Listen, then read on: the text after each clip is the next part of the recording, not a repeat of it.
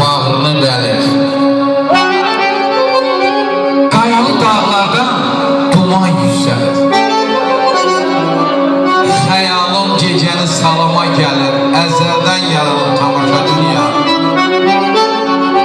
Uzaqda bulutlar dağılır lay lay, yenə öz yerində yuvarlanır ay. Fəqət nə cəlal var, nə də çuhumay, nə ömrü az yerdə yaşa dünya. Sən həmişə yaşa dünya. Var olsun sənə işlərimiz. Ay safı dərziyə versəni sərkənə.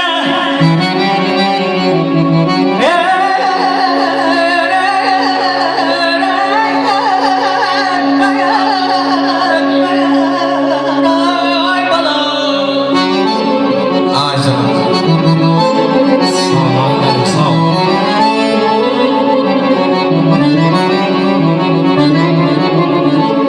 Ay safı dərziyə versəni sərkənə.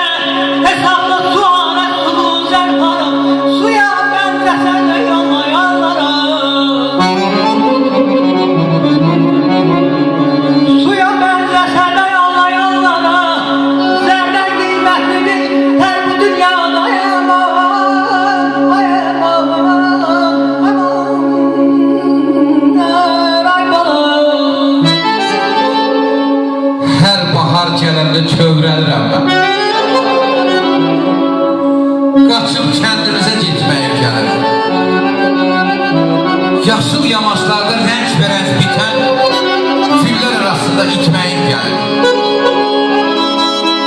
Ensiz cığırlarda yıxılım, durum, toz torpağı üç başıma bulaşsın. Otları yollardan əlimlə yolum, sarmaşıqlar ayağıma dolaşsın. Çadır qurum evimizin yerində, bircə gecə qonaq qalım vətəndə. Dərim it burnunu, kəşli otunu, çay damlayım, süfrə açım vətəndə.